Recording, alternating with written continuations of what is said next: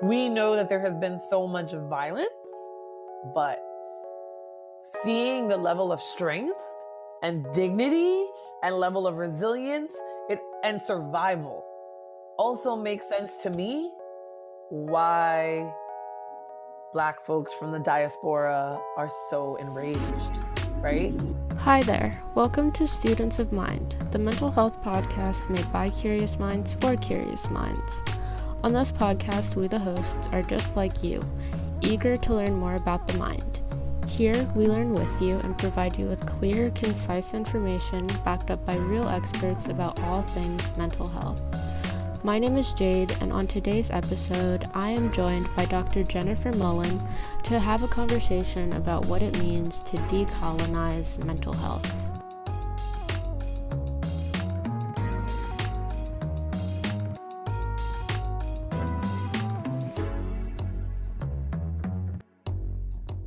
Today's guest is Dr. Jennifer Mullan. Dr. Mullan is a psychologist and founder of Decolonizing Psychology LLC, where she and her colleagues call mental health professionals in, instead of calling them out, to reassess their education and their practices to start gearing therapy towards the people being served. Dr. Mullan's work addresses inequities based on race, gender, class, ability, gender identity, and sexual orientation.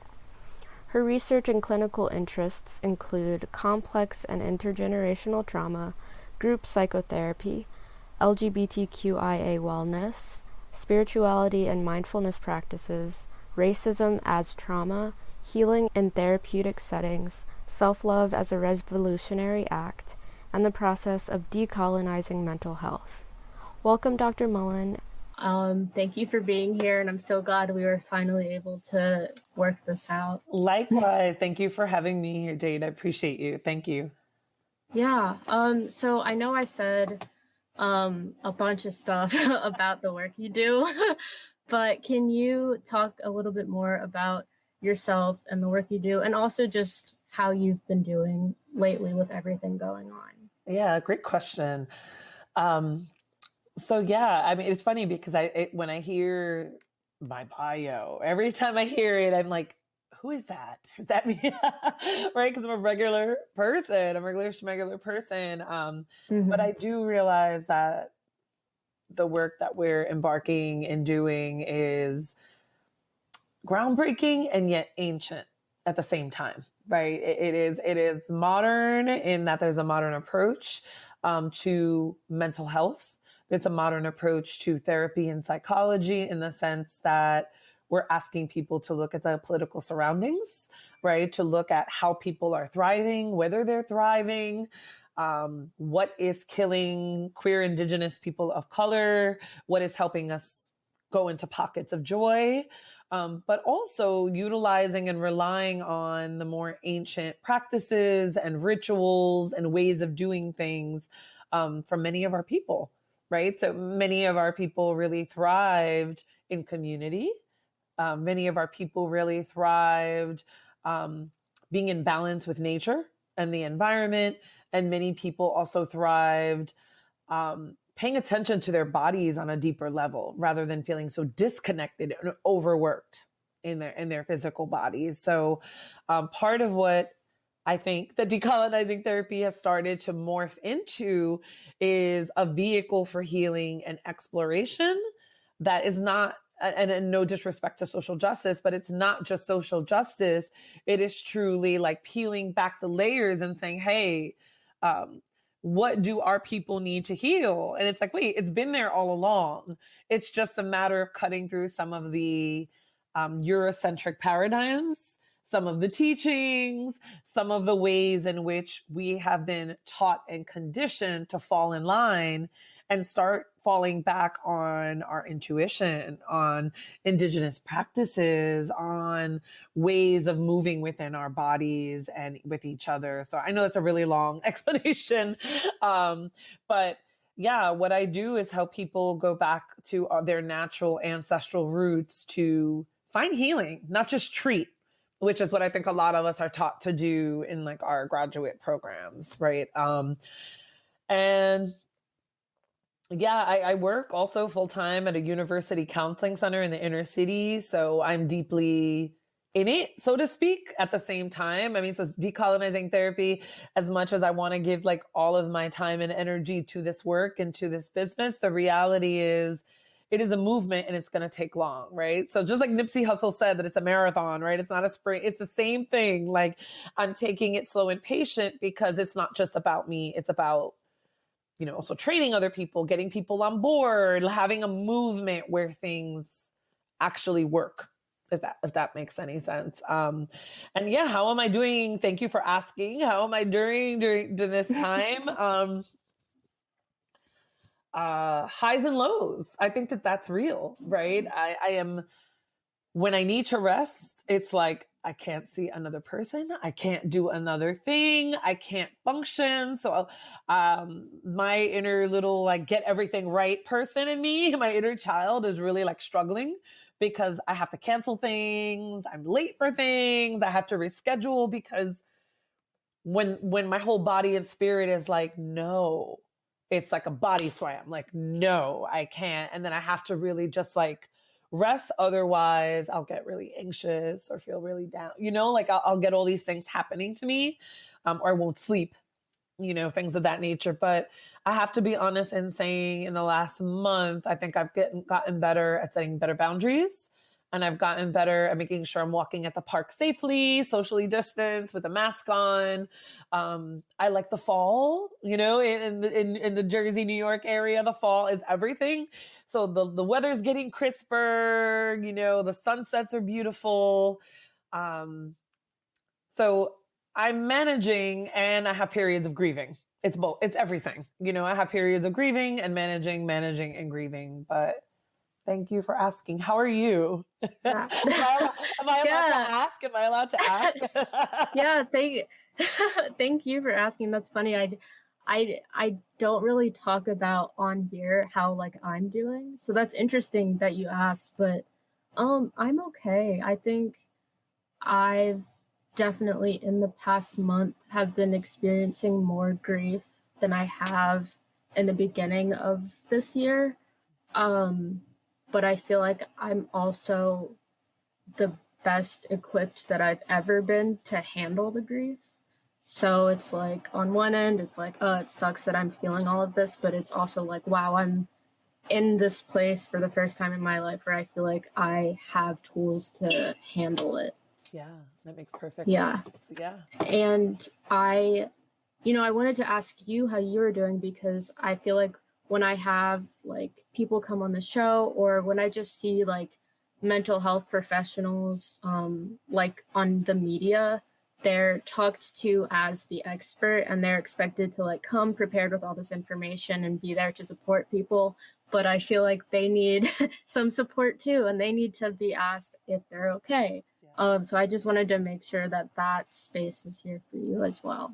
Thank you. I really appreciate that. I think that's part of like decolonizing the work, right? Is making sure that we're humanized as well and not just placed as like, oh, you're the expert, you know better. Because that just like continues this icky hierarchy, and it's not safe and it can be violent. So thank you. Right. I appreciate it. Yeah, of course. So I initially wanted to do a episode focused on intergenerational trauma. Okay. And I came across decolonizing psychology, and I thought it was like monumental in the world of mental health, especially from like a patient's perspective, where treatment is healing. Like in my mind, that's what healing was. Yeah. The only form of healing I knew was like going to my therapist and my psychiatrist, and like the few times I was like hospitalized, I wasn't really aware that healing was a little bit different and I could heal through like my own culture. So I think the first thing I want to ask is just what does it mean to decolonize therapy and why do we need to do it? Yeah, great questions. So Decolonizing therapy, it is a practice of decolonizing our internal selves, our minds as well, the way that we have been taught to think about relationship, the way that we have been taught to think about mental health, my area, the way that we have been taught to fall in line and not respond. So in decolonizing therapy, we're undoing and unpacking years. I'm talking hundreds, if not thousands of years of brainwashing, of conditioning, right? Because it hasn't always served Black, Indigenous, Brown people across the diaspora, right?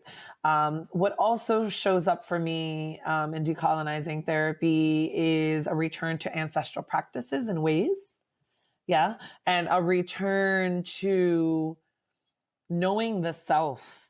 Like, who are we? Who are you? Not you, but like, who are you? Like, what are some of the labels and the identities that we apply to ourselves, and how do we work with all of the person within the therapeutic frame? But more importantly, whether you're a therapist or just someone who's interested, how do you work with your own stuff? Like, how do you unpack the ways that you've been conditioned to think about body size and sexuality and, your disabilities and things of that nature? I think it's also important to stress that this is still in progress, right? Like, we understand, so many of us, that we need to go back here,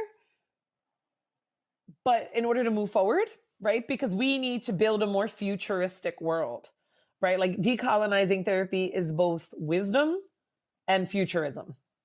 Decolonizing therapy is indigenous, and it is looking at the violence that occurred for our indigenous siblings, what has occurred to them, and the land that we're on and how it affects people around us. But the other thing about it is that there's a deep piece of wanting to understand our histories so that we understand what has also been like appropriated and taken from us, right? By modern psychology, by modern social work, by modern counseling. Like, what are all the ways that we have been told that, we just have to study? Like, my roommate right now is studying in a very prestigious school in New York City, prestigious air quotes. And she was telling me she's stressed out for her midterms, and I'm like, oh, what's going on? And why don't you ask me? I can help. Or, like, how can I help you? And she's just like, no, man, I have to learn like the DSM-2 and the DSM-3 and the DSM-4. And I'm like, why? Like, one thing is reading about it to understand the harm that we've enacted as mental health professionals. But another thing entirely is to force students to like memorize a manual, older versions of the man. And like, I don't know if this makes sense, but for me, it was like mind-boggling, and it felt like busy work in the middle of a pandemic. Like, it didn't feel like it was leading them to think with context. So that's my experience, Jayde. Like, my experience being a therapist has been, I've had to hide parts of my identity. I've had to be quiet about talking about spirituality or Yoruba, Santeria. Like, I had to be quiet to even talk about anything that anyone saw as too tribal, right? Too Black, too cultural, too real, And in reality, when I'm in therapy, sometimes we're just like real as fuck. Excuse me, but I hope that's okay. Yeah. I mean, it's real. They're not sitting there like, well, Dr. Mullan, this is what. No, we're having real conversations about real things. And so I think it's time that all kinds of mental health professionals, including psychiatrists and nurse practitioners, and this very violent psychiatric system, do it different. And does Dr. Mullan have answers? I have more questions. I have more questions headed towards better answers with other people in community. Do I have answers? No, and I don't believe that my answers should be the right one anyway, if it makes sense, because it's a community effort in making this work. Yeah. I don't know if I answered your question, but. Oh, yes, you did. Okay. 'Cause it's just, amazing to me that, like, as a therapist, you had to hide parts of yourself in a field where you're supposed to be upfront about all parts of yourself. So that's like super concerning. Yeah. And then also hearing that Mm. your roommate has to memorize the that's it shouldn't be shocking to me, but it's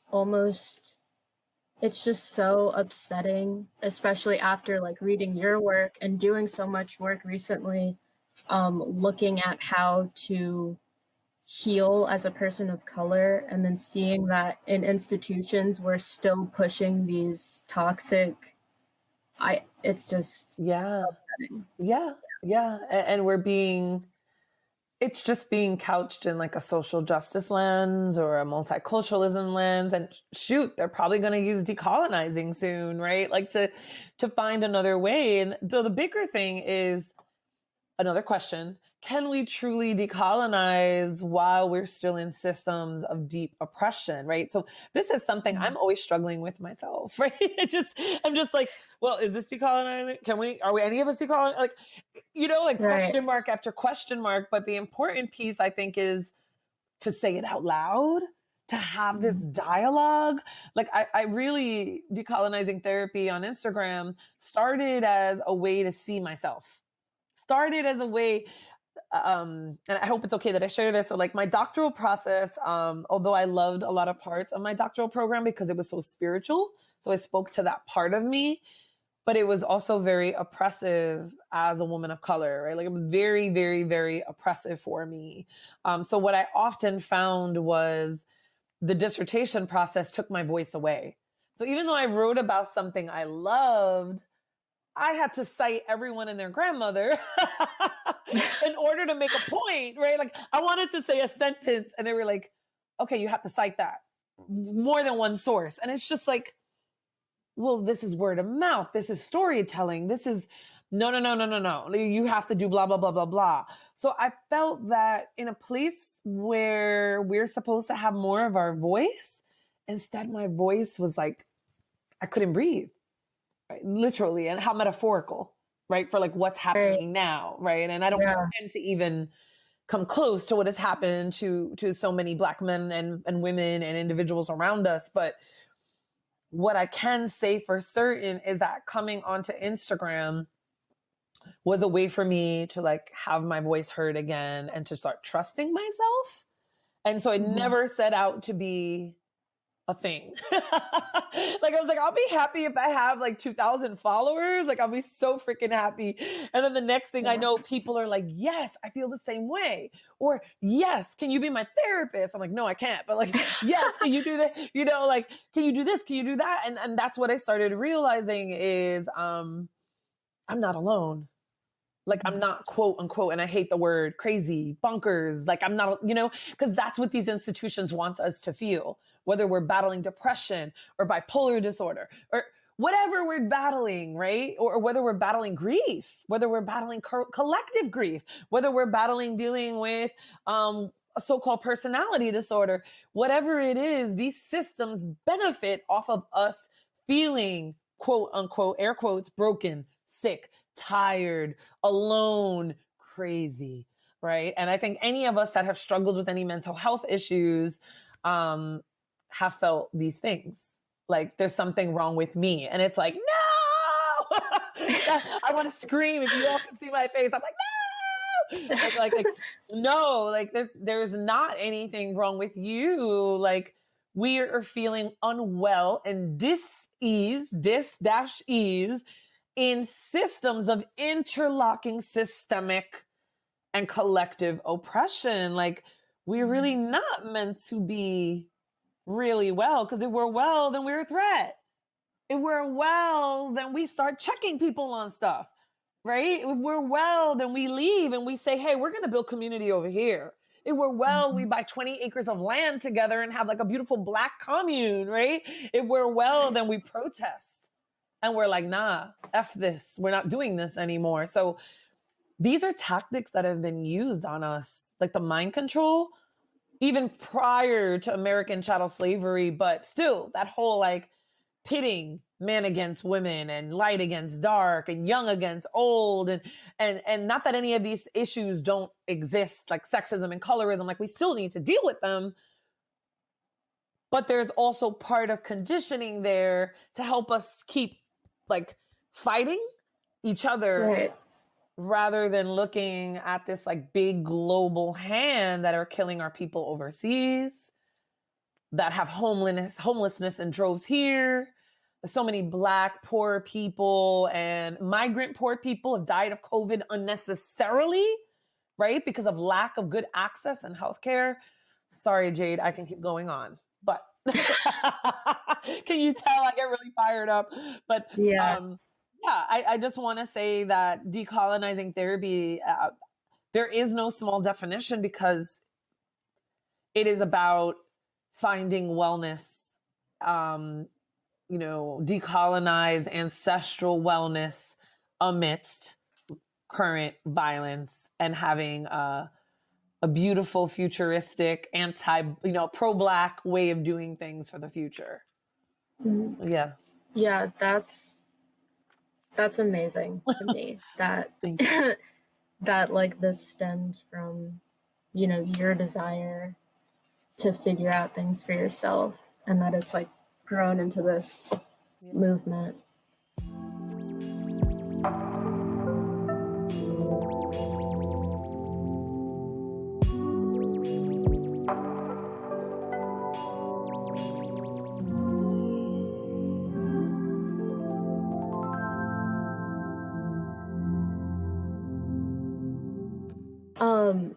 So I wanted to ask, which I feel like you touched on this a little bit, but I feel like when talking about decolonizing mental health and therapy, I feel like there's things that can be done like on a systemic level, and then things that can be done on like an individual level. Yeah. So do you like, for example, like what are the things that the Decolonizing Therapy LLC does to like meet that motive? And then also like what suggestions do you have for individuals who wish to like contribute? What can they do to help with this?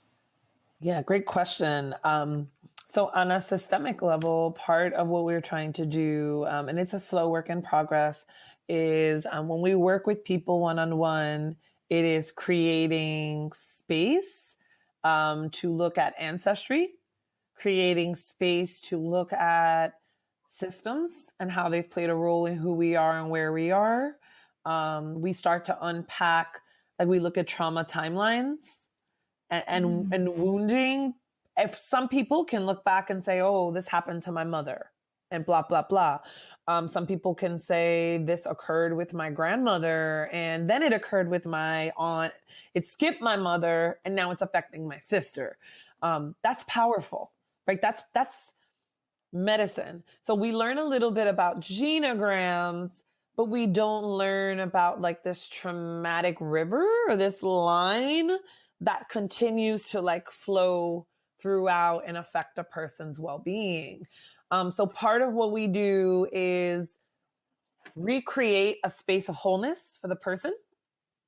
But we also create groups, right? Because group work really comes from Indigenous and African circles, right? Like group work is really about the always coming back around together and spending time together and recognizing that the healing, the salve is between us, is in our wounds, right? So that's number one. Number two is we also work with systems. So I am not going to name them right now, but I work with some big city, state level agencies or small departments within these agencies, that are trying to do some really badass organizing from within. That's the best I could say. So we try to, organize from within big institutions or big governments or city agencies. And we try to figure out ways to create caucuses where white-bodied folks are talking about their dysfunctions and white pathology, and people of color coming together, right? Like Black folks coming together to being able to talk about what has been healing for them, what has not, that they're drained, that they feel like they're going to lose their job. What are my next steps in my life? You know, we create caucuses and group spaces for healing. And then we also bring in natural indigenous healing, you know, and that leads to the individual. Some of the things I individually help people do, or what individuals can do, is start seeking out spaces on the mind, body, and spirit level, right? Because trauma and grief and collective trauma and grief and intergenerational trauma didn't just occur to you or mom or grandma. It also occurred to people that we may not be able to name. We have ancestors that may not have had sacred burials, right? We may have had ancestors who drowned at the bottom of an ocean and feel a trappedness in spirit. And so how does that trapped feeling, how does that drowning feeling then get passed on and transmitted to us in present day? Does that make any sense? I hope that makes sense. So one of the first things I would ask people to start to write about are, what is my people's story? Right? Like, what is my people's story? And it could be, sometimes I'm surprised and somebody in an audience or something will say, oh, my grandmother, da, da, da, da, da. And it's like a beautiful story. But sometimes we're like, well, I don't know. None of these stories were passed on to me. Mm-hmm. So what did you learn politically? Or what did you learn culturally about your people? And if you don't know who your people are, what resonates based on how you walk in this world, how you identify, how you don't identify. And then when we look at our people's story, I love doing like a chord of connection between our ancestral story and between who we are today and our habits, our actions, what we need to heal. And so like a chain occurs. And one of the examples I often use, and I talked about in my dissertation, is an example of, on plantations in the Deep South, in which enslaved Africans were used as labor, as many of us are familiar with. This also came with dynamics that were really harmful to individuals that identified as females, right? Or that were told that they were females, rather. And what often happened is that you would have an enslaved African mother being really harsh and sometimes beating her children, particularly her boys, out of fear that they were going to step out of line, right? And so what would that mean? If you step out of line, then you could die. You'll be lynched. You'll be murdered. So if I don't beat you and tell you to get it together, what's going to happen is somebody else will do it, and they may not stop. And so if we look at child rearing practices today, this is not to minimize abuse. This is not to okay abuse, right? This is not to say that it's fine in any way, shape, or form. But we also see child rearing practices in which lots of families are now separated, right? In the last 50 years through social work, right? Counseling, psychiatry. There is tons of separation, yet there's an ancestral lineage to this violence, right? And the violence is truly fear, right? The violence is truly about, well, if I don't keep you in line, then the state will, and the system will. So, yeah, Jayde, I think that is a complicated aspect of understanding dynamics, of understanding how we've been divided and conquered, and understanding how trauma gets intergenerationally passed on from one person to another. Yeah. Yeah. I think that's what I want to ask next, is just to dive a little deeper into intergenerational trauma. Because I think what most people know as trauma is like the big T traumas that are like abuse, like going to war, things like that. but as you've mentioned, like the things that our ancestors went through affect us. So can you talk about just a little bit of like the definition of intergenerational trauma? Just because I like providing my audience with Yeah. like in psych like in psych 101 you like learn Yeah. all the terms with like the definition. So I'm wondering if you could like provide a definition of intergenerational trauma, and then also just like what it looks like um, for those who experience it today. Absolutely. Yeah. Like, well, the fascinating thing is that intergenerational trauma plays out across every culture and identity imaginable, right? So a lot of people, a lot of research, let me say, for psych students out there, social work students, a lot of research. When I first started doing this work in my dissertation, it was pocketed around third generation Holocaust survivors, right? And looking at the Holocaust. And that's valid, right? There is a great deal of intergenerational trauma transmission for people that identify as Jews. Absolutely. But you know, Dr. Maria Yellow-Harsbrayford have been talking about historical grief, which is very much intergenerational trauma in many ways. It is a grief right before it, prior. So I just want to say that the research, we're also looking, when you talk about intergenerational trauma, we look at Japanese internment camps. We can look at the Armenian genocide. You can look at apartheid in South Africa. Like there are so many ways. So intergenerational trauma is really, how do I say this? Historical trauma that has been passed on from one generation to the next. Psychologically, it's often seen it's like transferred in between generations. And it basically lets us know that trauma can be transferred from one person to the next, right? So it could be your parents, your grandparents. They may have dealt with a particular type of trauma. And then each generation of that family continues to experience that trauma in some other shape, case, or form, right? It doesn't have to look just like, I'm acting exactly the way my great-great-great-grandfather did. An example that I provided before, right, is also like, let's say that there was a massive civil war in our country and like 8 generations of our family have gone through a civil war where they had to hide, where they had to flee, where they had families separated, where the men were all slaughtered, and then women identified people then had to take over, had to be strong, had to be the breadwinner. In these very cultures, in particular ones throughout Central America in particular, you will see this played out in these dynamics and relationships in current day within people and themselves. I don't know if that makes sense, what I'm trying to say. So you will see people of these cultures struggling in their relational and romantic relationships, right? We will also see people that are identifying as women feeling like, I need to be the strong one. I need to hold it together. I don't need anybody to help me.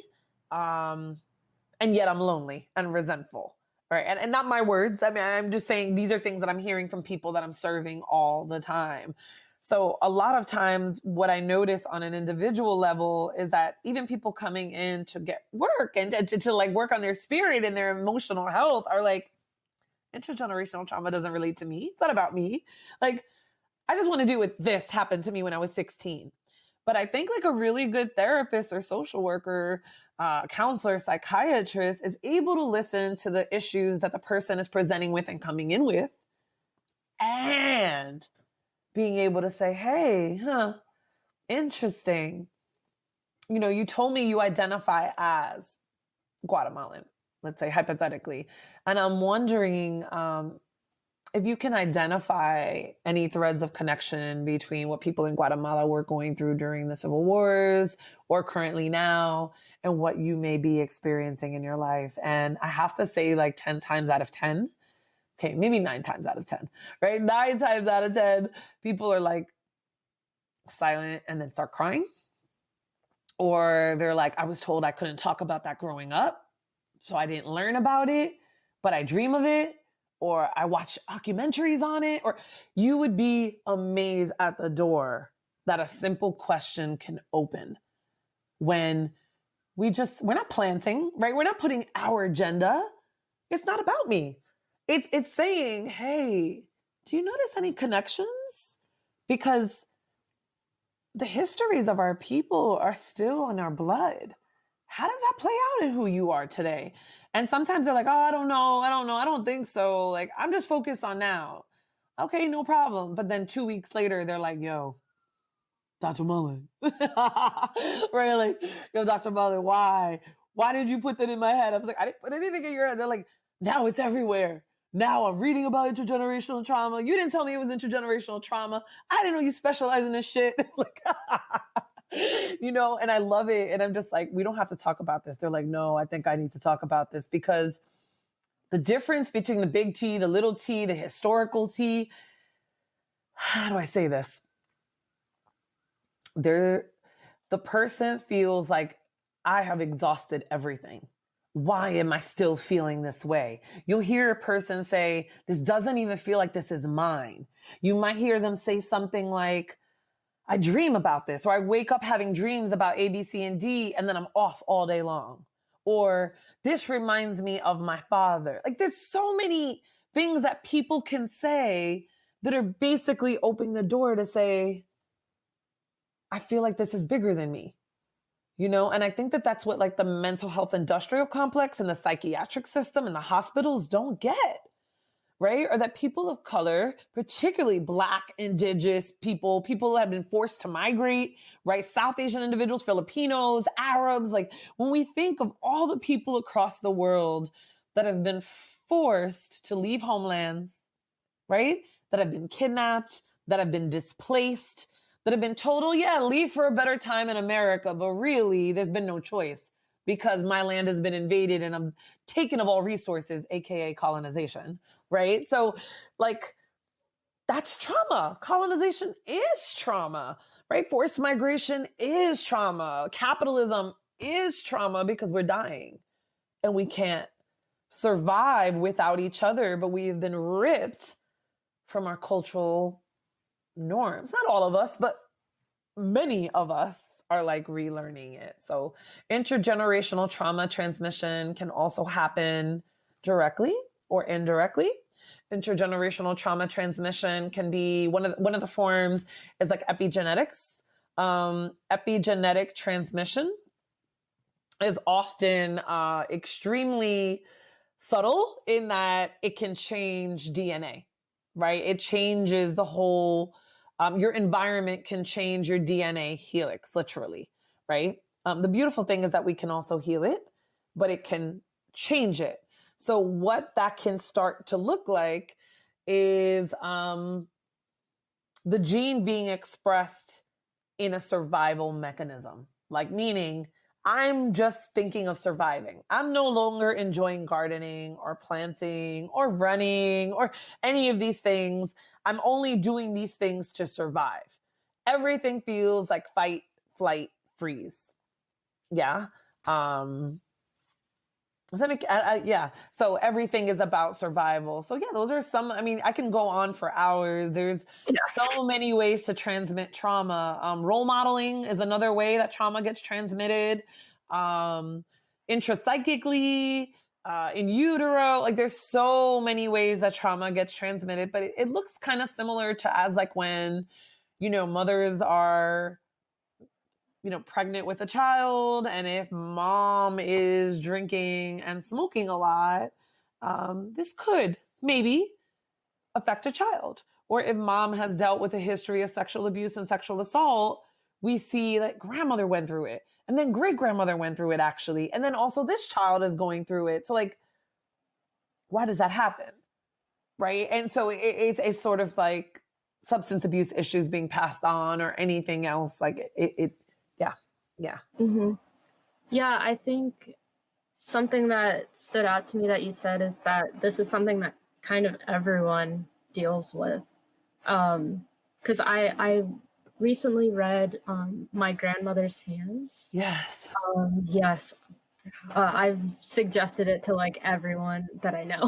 So It's it's so beautiful. It's so yeah, beautiful. Yeah. yeah.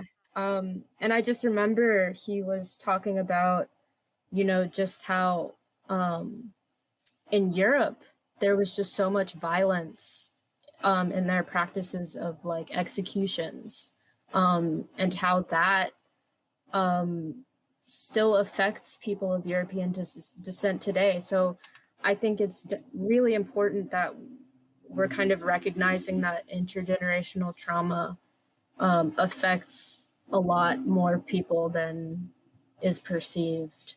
I Absolutely. think, especially in the Black community, it needs to be a bit more normalized.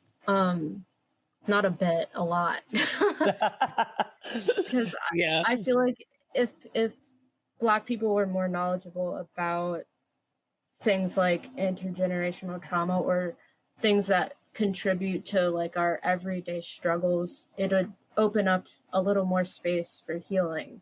I've found in myself that just being able to like identify things about myself or identify the reason I'm feeling the way I'm feeling, it makes it easier to sit with that sensation, and it just helps the process of healing a little more. So I feel like you were saying, like just having conversations about this is like healing for the whole community. Yeah. Yeah. Yeah. Yeah. I love that. Healing for the whole community. Absolutely. Absolutely. Yeah.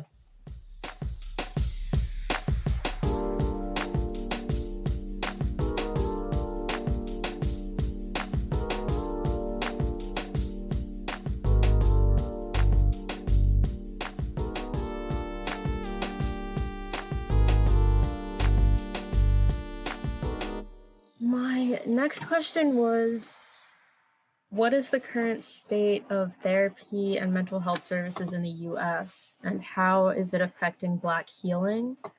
I feel like we've touched on that a bit. But do you have like anything to add in terms of how Black people are being treated by the healthcare system, specifically in terms of their mental health?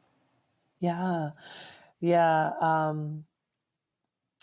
I think the beautiful thing in 2020, and this probably began maybe a year or two ago, is that there's such an awareness that Black folks, that we have not received what has been needed um, in order to thrive, in order to feel good about who we are and what we need. Meaning, we're afraid sometimes to even ask to see a Black therapist, right? Or there's like, oh, they're not going to have one, or I'll just settle on this person because it should be fine. And don't get me wrong, there are a lot of great white therapists out there and others, right, that have analysis, right, that have an understanding of racial identity as well as political and cultural identity and can put it together, right? And I'm also colleagues with many of them, and some will say there is a certain point in which this person needs to see someone else, that I can't continue to assist them on this journey because it would be unethical of me. And I feel good to hear that. It feels good to hear that. But as a whole, Black mental health is really right now focusing on the level of escalated violence, and having a strong focus on like racial trauma and like race-based traumatic stress, which was like, I believe, coined by Robert Carter out of Columbia years ago. And race-based traumatic stress or racial trauma, which to me are pretty synonymous. What we see are psychological injury, emotional injury, and often physical injury that are related to microaggressions, systemic inequities, mass violence, inappropriate incarceration. We could keep going. Yeah. So we're looking at the effects of this level of violence on our psyches. And so what is happening is that there's a lot more Black identified therapists and psychologists and a bit more psychiatrists, not a whole lot. We're also seeing a movement towards having a lot of therapy websites and search engines that are matching people with other therapists from across the states, which it's hard, right? Because the licensing boards decide that, okay, I might be a Black therapist, but I can't see anybody outside the state of New York or New Jersey if I'm not licensed outside of state. So these are one of the reasons that I think, I'm not going to apologize for it, that like these boards are like trash, because what they do is continue to place more stipulations and guidelines rather than protect the people, right? Mm-hmm. So they're not protecting the therapists and they're not protecting the people being served. Rather, they're just finding ways to, like, after people have spent thousands of dollars on loans, even Black therapists, asking them to do licensing board, like take a license exam, do this, and that's thousands of dollars to do that. So I say this to say that even though that there is more of a focus on Black mental health, even though we're looking more holistically, even though we're saying that, yes, what is happening in this world is violent and has an effect on the people, we're still really resistant to do something about the system that mental health sits in. Does that make sense? Like, and that is my rub, is that, yes, we can be saying Black mental health all day, and that is important. Don't get me wrong, so important. And in so many of our communities, we're like, no, I'm good. I don't need a therapist. Like, I don't need a therapist. Like, I'm Gucci, I'm fine, and in some communities, like, we have amazing therapists out there in the middle of Inglewood and other spots, right? Like Harlem, Tremont, Brooklyn, like really starting to create community centers so that people are not just doing therapy, but maybe they're playing something, or they're doing art while they're talking, or they're playing ball while they're talking, right? Or they're knitting and they're talking. Like, there's all these beautiful centers coming up. And to me, that is a form of decolonization as well. Yeah. Are these spaces where we're not doing things the Eurocentric white ass way. Like, we're also starting to think about, how do we serve the people as the people? like how do we give the people what they need and not just worry about what boards tell us to do? So in many ways, what is occurring is essential. Yeah. Looking at racial trauma is crucial. But again, not that I don't think it's important. I don't want us to just look at racial trauma and be okay with it, because it's the same as like what resilience was when I was in grad school. It was like a big term and everybody was studying resilience. And it's true. We are hella resilient. We are. We're like super resilient. And why are we suffering and being murdered and dying the way that we are, right? Why are so many of us still in such a state of violence and unhappiness and depression? Why are there massive rates of substance abuse and suicide? It's not because we're weak or we're bad or we've done something wrong. It's because we continue to live and are embedded in systems that do not nurture us, do not contain us, and are not accessible. So yes, beautiful things. There are pop-up mental health centers and organizations and containers, right? Energetic containers that are holding space for people. Are there enough? No, because there's one school guidance counselor per like district in a Black area in middle school. That's not okay. You know what I mean? And so we're talking about private practice. That's good, but it's not all of us can afford that, right? Like, I can't afford all these. I can't even afford all these fees. Yeah. It's expensive, And so then it becomes a class issue. Like, only like middle upper class Black folks can afford adequate service. And, it's just like an icky cycle. Yeah. Yeah. So I hope I answered your question with more questions. Yeah. Yeah, I think because you mentioned how there's been a lot of like pop-up like groups, and I that's something I've noticed too is a lot of like spaces either online or like socially distanced for Black people and only Black people. And like this is the first time in my lifetime that I've seen that so outwardly like advertised. Yeah. And I think Yeah. that's so cool. And I It think is. to your because you talk about ancestry and how our ancestors really valued community, and I think that it's unfortunate that everything that's happened this year has happened, but I feel like it might like reignite that sense of community, Yeah. especially among Black people right Yeah. now. Yeah. Yeah. Absolutely.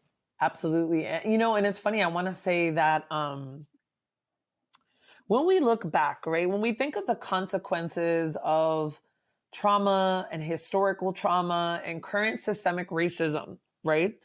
Because systemic racism has roots in historic racism, right? It's not like brand new, but it's it's also reinforced by like environmental, institutional, contemporary, and cultural structures. So when we look at that, like the systems of like psychology and social work, psychiatry, again, I'm not dogging them because I love my fields, but they're also inherently racist. Yeah, like they're systemically and inherently racist. Not that we are per se, but like every single one of us anyway. But it's like being raised in a house that was, right? Like it's being like a Black Yeah. person that was like adopted and like, oh, I really love this. Thank you for like this. Thank you, family. But then like everyone around you is like, Black people are Yeah. trash, So it's like, it's a mind F, right? Because it's like a brain teaser because it's like, we love this work. We want to do this work, which is why I call myself a critical lover of the field, right? Like I love this field and this work so much that I just want to make it better. And I Yeah. just have questions. And when my professors and my bosses and my supervisors couldn't answer these questions, it was like, is no one talking about this?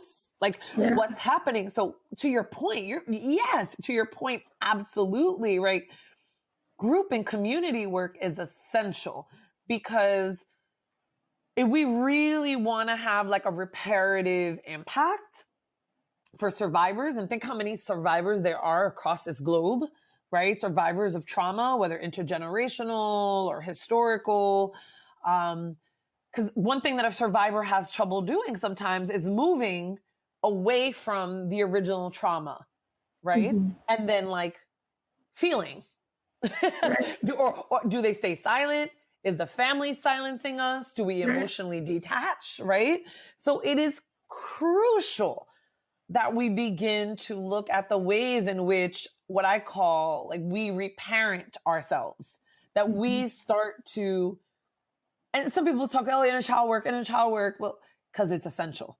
It's essential because a lot of us didn't get the kind of parenting we needed to thrive. Mm-hmm. Most of us didn't.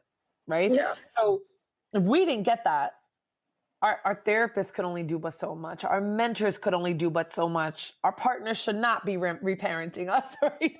Because that's how we get into trouble in these situations. Yeah. But like, how do we start to heal? Mm-hmm. And the healing could be very lonely. So I love bringing group into it. And I think that is something that Black mental health is more conscious of, is the group community container, as you said, Jayde, that is like essential for our well-being. Mm-hmm. And yet at the same time, we're like embarrassed to like say like, oh, I have something going on and I don't really want to talk about it because we've been conditioned to be silent about our pain. Yeah, I don't know if you're watching or any of you, if you watch Lovecraft Country. Oh, yes. That's all me and my friends can talk about these days. Like we just don't talk about anything. And I just started like 4 days ago. I'm like brand new. And I'm like I can't wait to watch it after I take a shower. Like I can't wait. It's amazing. I was telling, because my boyfriend and I watched together, I was like, it's like a Black Stranger Things. Like this is one of the first times we're having a science fiction show based around Black people. It's so cool. So cool. So cool. And it's, you know, I was like met with some friends the other day and we're like, I'm so struck by how clear it is to me. Like, what perfect timing. We know the situations like that. I'm only on episode 3, so I'm behind, but like, we know that like the way that like the characters in the show deal with when they're talking about sundown, right? Like, you only have 8 minutes to get out of here. Otherwise I'm going to hang you. Right. Like, woo, like, and we know that this is historical and this has happened all across the Caribbean and all the ports as well as North America. We know that there has been so much violence, but seeing the level of strength and dignity and level of resilience and survival also makes sense to me why Black folks from the diaspora are so enraged, right? Are so enraged intergenerationally. It makes perfect sense that there's been so much mistreatment, so much violence, so much discardment. Like, we were like garbage, that it makes perfect sense why people today are just like, no, now we're conscious enough to realize that we're not going back to that, but it's becoming that again. Yeah. And we will put our bodies on the line and die before we allow this to happen again and again and again. So sorry, I couldn't resist bringing it up because it was just like, it's complex. Yeah. And I think that's a great place to start to end. I always ask, what can myself and my audience do to, you know, stay up to date with what you're doing, what decolonizing psychology is doing. And yeah, just so we can make sure to know what you're doing and how to contribute to decolonizing therapy. Yeah, thank you. The best ways to keep up to date is to follow us at Decolonizing Therapy on Instagram. You can also go to my website, Dr. Jennifer Mullan, and there should be updates there. I also have a course for those interested in honoring their sacred rage and honoring and understanding the difference between rage and anger. I have a course that you can obtain at www.honoringrage.com. And sliding scale is also offered. Just let us know what people need and we got you. That's always a given with us. So it's not even a question. And yeah, be on the lookout. I'm also doing work with a lot of organizations right now, and I'm also in a writing mode. And so I just want to say, be on the lookout for like mid 2021. It's just a lot of like working in the trenches to make things happen, if that makes any sense. Like, it's like all these projects that are like trying to get out there, you know, there's just lots happening. But those are the best ways. Also on Twitter, Dr. Jenny Jen M. You can follow me in my little nuggets that I try to drop every other day when I can remember. Sometimes, to be honest, sometimes social media feels like a lot. You know, so even with myself, I notice I'm like, oh my gosh, I haven't posted since like early September. And I'm like, this is what it is. Like, right? Like, sometimes I don't have anything but myself to take care of. Yeah. But those are the best ways to continue to support. We also have donations. If you are in abundance of finances,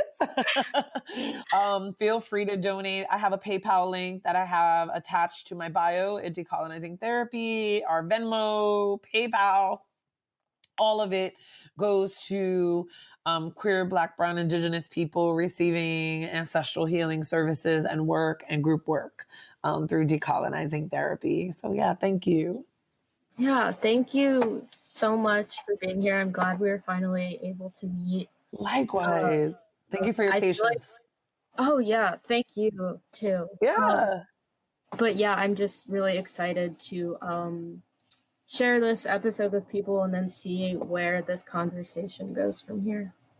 Likewise. Thank you so much for your time. Listeners, viewers, thank you for listening. Thank you for engaging with us. And may you continue to ask and live your way into answers of the hard questions.